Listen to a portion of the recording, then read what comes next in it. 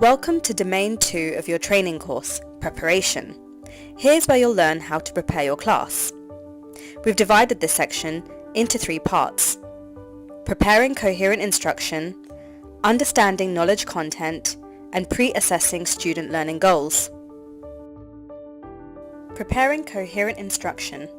One of the best ways to have a successful class is to prepare well. Preparing the class and being comfortable with the material that you're going to teach is absolutely essential. Before each class, you will receive the material, which will consist of a lesson plan and a PowerPoint. Here's a lesson plan. At the top, you'll see the grade, the book, and the title. You'll see several sections. One of them is the teaching and learning objectives. You'll also see the assessment criteria, which is what the student should be able to do after a successful class. The main body of the lesson plan is set out really clearly, so that you can see the slide number and the duration and really clear teaching instructions about how to go about teaching that particular slide or activity. You'll see that there are separate sections for both the foreign teacher and the Chinese teacher. It's really important that you understand and read all the material given to you. As a qualified teacher, you'll be able to exemplify an in-depth understanding of the topics, functions, teaching objectives, and the target language. You'll know the level and age of the students and will have a clear understanding of the objectives. A good teacher will show an in-depth understanding of the content by being able to plan in a logical way and by being flexible with the material, making adjustments where necessary.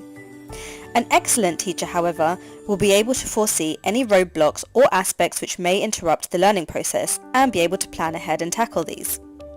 While you're reading the lesson plan, you should be asking yourself things like, what type of lesson is this? A review lesson where students can revise language, or where they need to be able to produce something? What do the students need to be able to do by the end of the lesson? And what can I do to make sure that the objectives are achieved? Now let's take a look at the PowerPoint content. This is what a sample PowerPoint looks like. As you can see, the title slide contains key information like grade and course and lesson title. All of the PowerPoints will contain a contents page so that you know exactly what to expect in each lesson. Just like the lesson plan, make sure that you go through the PowerPoint in detail. You'll need to be familiar with the types of activities that are included so that you can make adjustments if necessary. There may be animations that you'll need to be ready for, and most importantly, being prepared with the PowerPoint will allow you to logically prepare for your class. Understanding knowledge content. It's important that you encourage the students to interact with you using the target language.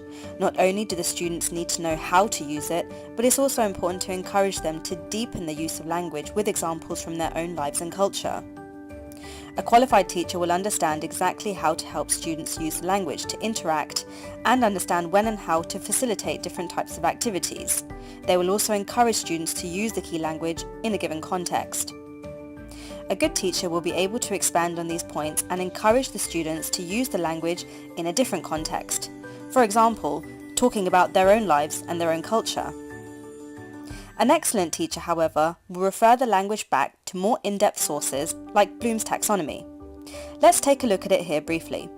Bloom's taxonomy refers to the different stages of learning, and this is really the core of the curriculum which microlanguage follows.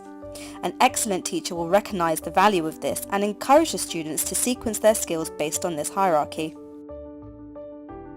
Pre-assessing student learning goals.